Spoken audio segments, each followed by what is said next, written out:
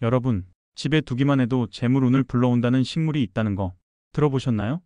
그 식물 한 그루만 잘 키워도 막혀있던 재물의 물길이 트이듯 돈과 복이 자연스럽게 들어온다고 합니다. 그런데 반대로 어떤 식물은 집안의 기운을 막아버려서 아무리 열심히 일해도 돈이 모이지 않고 마치 손가락 사이로 물이 새듯 재물이 빠져나가기도 하지요.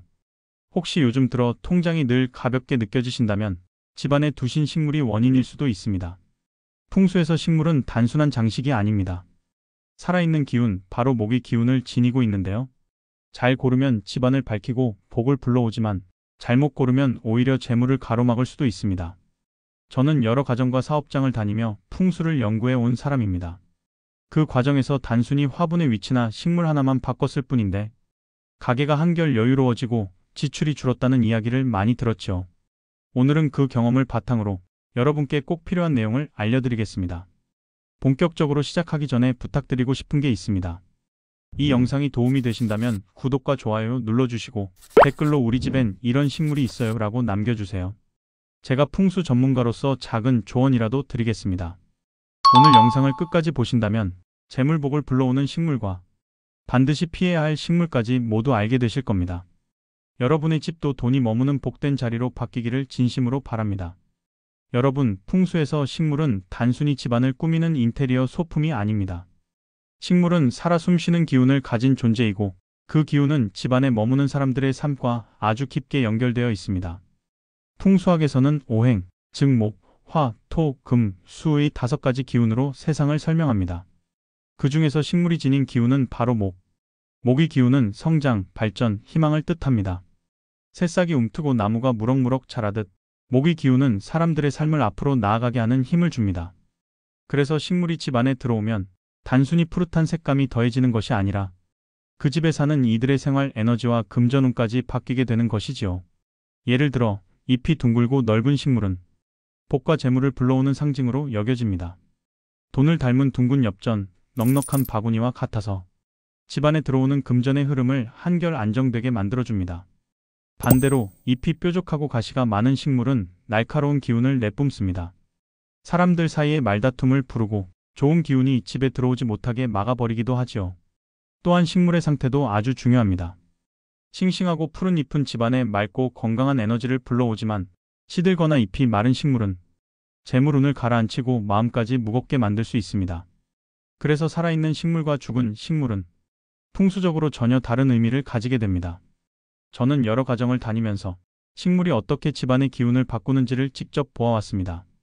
어느 집은 현관에 늘 시든 조화를 두어 재물운이 막혀 있었고 그 조화를 치우고 싱싱한 식물을 두었더니 집안 분위기부터 한결 밝아지고 실제로 남편분의 매출도 오르기 시작했습니다.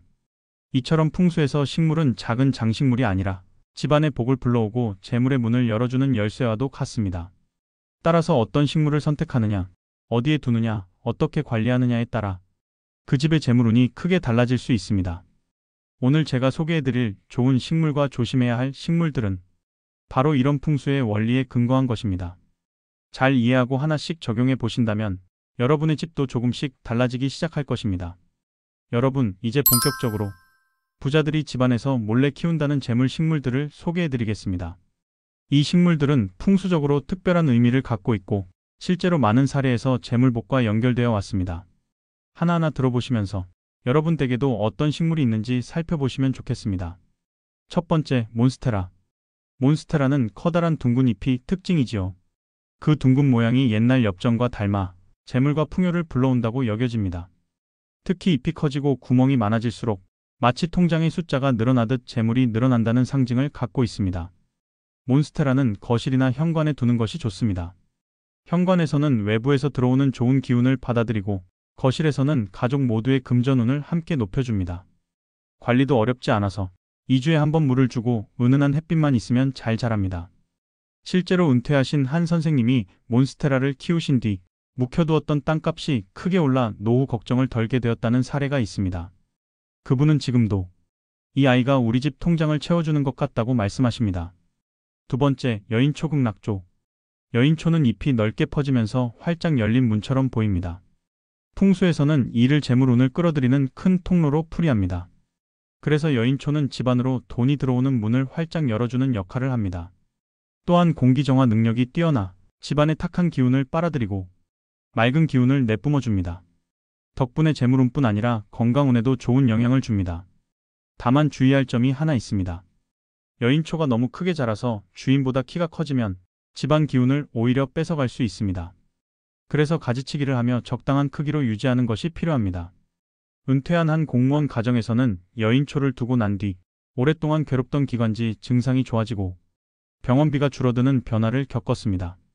건강과 재물 두 가지 복을 동시에 얻은 셈이지요. 세 번째, 고무나무. 고무나무는 잎이 두껍고 윤기가 납니다. 그 튼튼한 잎은 재물의 흐름을 안정적으로 붙잡아주는 힘을 상징합니다. 돈이 들어와도 금세 빠져나가는 집에는 고무나무가 꼭 필요합니다. 고무나무는 특히 가족이 모이는 거실에 두는 것이 좋습니다.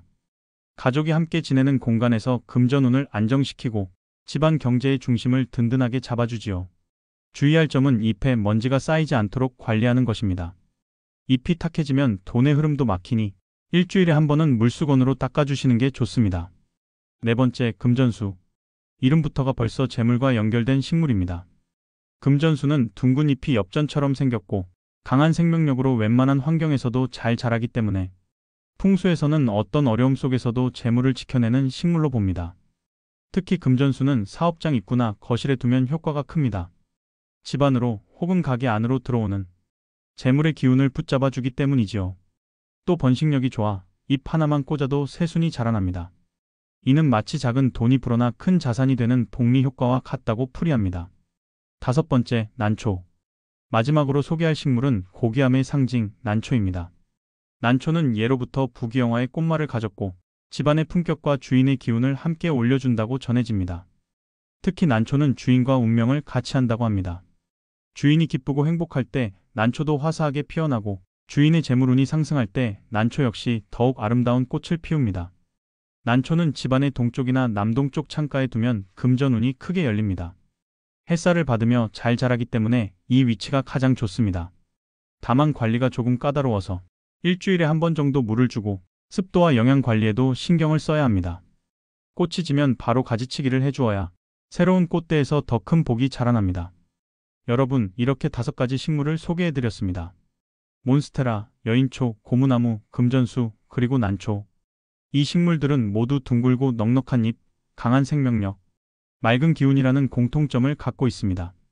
그 덕분에 집안에 두었을 때 재물운이 올라가고 복이 머무르게 되는 것이지요. 혹시 지금 집안에 어떤 식물을 키우고 계신가요? 댓글로 남겨주시면 제가 풍수 전문가로서 위치나 관리법에 대해 조언을 드리겠습니다. 여러분, 앞에서 재물운을 부르는 황금 식물들을 소개해드렸습니다. 하지만 이와 반대로 집안에 두면 복을 막고 재물운을 가라앉히는 식물들도 있습니다. 겉으로는 좋아 보이지만 풍수적으로는 절대 권하지 않는 식물들인데요. 지금부터 하나씩 말씀드리겠습니다. 첫 번째, 행운목과 개운죽. 이름만 들으면 참 좋지요? 행운, 개운, 얼마나 듣기 좋은 말입니까? 그래서 개업 선물이나 집들이 선물로 많이 주고받으시는데 풍수적으로는 조심해야 할 식물입니다. 행운목과 개운죽은 줄기가 곧게 위로 뻗습니다. 이 모양은 돈의 기운이 집안에 머무르지 않고 위로 빠져나가는 형상입니다. 열심히 돈을 벌어도 천장 위로 샌다는 뜻이지요. 또 성장 속도가 느려서 재물이 쌓이는 속도도 더뎌진다고 풀이합니다. 나는 빨리 재산을 불리고 싶은데 왜 늘 제자리일까? 하신다면 집안 어딘가에 이 식물이 있지는 않은지 살펴보셔야 합니다. 만약 이미 선물로 받으셨다면 버리기보다는 베란다나 마당으로 옮기시는 게 좋습니다. 거실이나 현관처럼 집안 기운이 모이는 공간에는 두지 않으시는 게 현명합니다. 두 번째, 조화와 드라이플라워. 많은 분들이 관리하기 편하다고 조화나 드라이플라워를 집안 장식으로 두십니다. 하지만 풍수에서는 이것을 죽은 기운이라 부릅니다. 식물의 가장 큰 힘은 생명력입니다. 푸르게 살아있는 기운이 집안에 퍼져야 복과 재물이 들어옵니다. 그런데 조화나 말라버린 꽃은 생명력이 없습니다.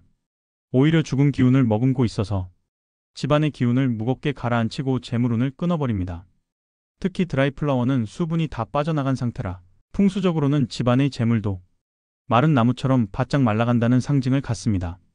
제가 상담했던 어떤 댁은 거실 한쪽에 예쁜 드라이플라워 장식을 크게 두고 계셨는데 항상 돈이 모이지 않고 지출만 많다고 하셨습니다. 그 장식을 치우고 생화 화분으로 바꾸자 집안 분위기와 함께 지출도 한결 줄어드는 경험을 하셨습니다.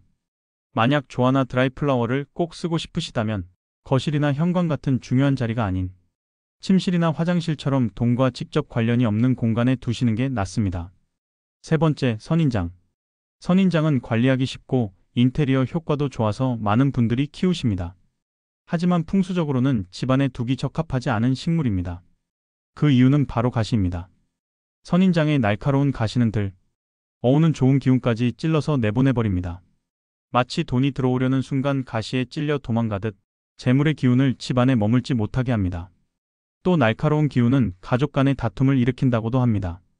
자녀와 부모, 부부 사이에 괜히 예민함이 생기고 사소한 일에도 말싸움이 잦아질 수 있습니다. 많은 분들이 선인장은 나쁜 기운을 막아준다라고 오해하시는데 사실은 좋은 기운과 나쁜 기운을 모두 막아버려서 집안 기운이 정체되고 발전이 없게 만듭니다. 만약 선인장을 꼭 키우고 싶으시다면 집안이 아니라 바깥에 두시는 것이 좋습니다. 정원이나 베란다에 두면 집으로 들어오려는 나쁜 기운은 막아주고 좋은 기운은 여전히 집으로 들어올 수 있습니다. 네 번째, 사람 키보다 큰 식물. 풍수에서는 한 가지 중요한 원칙이 있습니다. 집안의 식물은 주인보다 크면 안 된다. 아무리 좋은 식물이라도 주인보다 커져버리면 그 식물이 오히려 주인의 기운을 빼앗는다고 봅니다. 특히 재물의 기운을 먼저 흡수해버려 주인이 누려야 할 복을 막아버릴 수 있습니다. 큰 식물은 또 하나의 문제가 있습니다. 공기의 흐름을 막습니다. 기운이 순환하지 못하면 재물의 흐름도 정체됩니다. 돈이 들어와도 돌지 않고 막혀버리는 것과 같은 이치이지요. 저는 상담할 때 종종 천장까지 닿는 큰 식물을 거실에 두신 댁을 보곤 합니다. 겉보기엔 웅장하고 멋있지만 막상 살펴보면 집안의 돈이 잘 모이지 않고 사업이나 건강에서 자꾸 막힘이 생기는 경우가 많습니다. 해결 방법은 간단합니다. 가지치기를 해서 크기를 줄이거나 집안이 아닌 베란다, 마당으로 옮겨두는 것이 좋습니다. 주인보다 크지 않게 유지하는 것, 이것이 풍수의 기본 원칙입니다. 여러분, 지금까지 반드시 피해야 할 식물 4가지를 말씀드렸습니다. 행운목과 개운죽, 조화와 드라이플라워, 선인장, 그리고 사람 키보다 큰 식물. 이 식물들은 겉으로 보기에는 좋아 보이지만 풍수적으로는 재물의 기운을 막거나 집안의 복을 가라앉히는 요인이 될 수 있습니다. 혹시 지금 집안에 이런 식물들이 있지 않으신지 한번 돌아보세요. 잘못 두고 계시다면 오늘을 계기로 자리나 식물을 바꾸어 보시는 것도 좋습니다. 작은 변화가 집안의 기운을 바꾸고 재물의 흐름을 다시 열어줄 수 있습니다. 지금까지 재물운을 불러오는 식물과 반드시 피해야 할 식물에 대해 함께 살펴봤습니다. 이제 중요한 건 배운 내용을 실제로 집안에 적용해 보는 것입니다.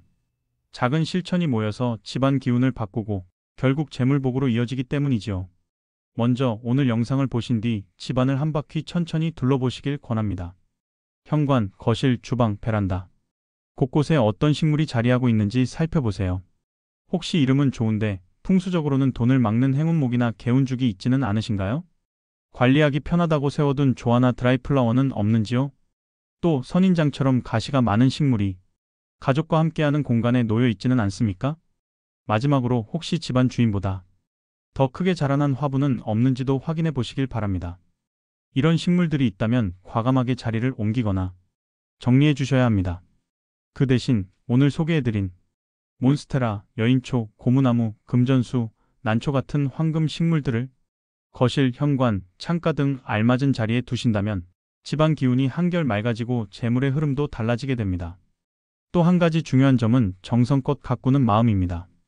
아무리 좋은 식물이라도 물을 주지 않거나 먼지를 쌓아두면 그 기운이 죽어버립니다. 하지만 조금만 관심을 가지고 물을 주고 잎을 닦아주고 가끔은 말을 걸어주신다면 식물은 그 정성을 그대로 되돌려줍니다. 그것이 바로 건강으로, 재물운으로, 집안의 따뜻한 분위기로 돌아오는 것이지요.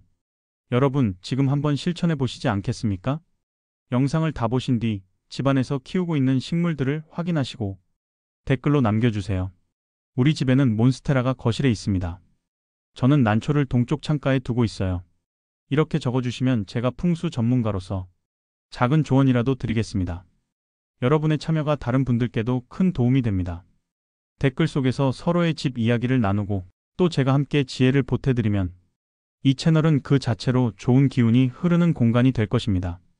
마지막으로 구독과 좋아요는 저에게는 큰 힘이 되고 여러분께는 다시 더 큰 복으로 돌아올 것입니다. 작은 정성이 모여 큰 복이 된다는 풍수의 지혜처럼 여러분의 응원은 더 좋은 영상과 더 큰 기운으로 이어질 것입니다. 그러니 오늘은 꼭 집안의 식물을 한번 점검해 보시고 좋은 기운의 씨앗을 심어 두시길 바랍니다. 그 작은 실천이 앞으로 여러분의 재물복을 크게 키워주는 출발점이 될 것입니다. 여러분, 저는 풍수를 연구하며 수많은 가정과 삶의 이야기를 접해왔습니다. 사실 제 삶도 순탄치만은 않았습니다. 15년 전 저 역시 경제적으로 어려움이 참 많았습니다. 그때는 아무리 아끼고 열심히 일해도 돈이 모이지 않았고 마음은 늘 불안했고 가족 간의 대화도 줄어들었죠. 그러던 어느 날 저를 찾아주신 한 스승님이 집안 풍수를 점검해 주셨습니다. 그때 저는 현관 앞에 시든 조화를 놓아두고 거실에는 키보다 훨씬 큰 화분을 두고 있었습니다.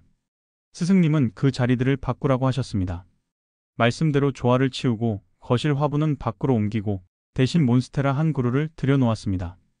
처음엔 별 차이를 못 느꼈지만 몇 달이 지나자 이상하게도 지출이 줄고 작은 수입이 하나둘 들어오기 시작했습니다.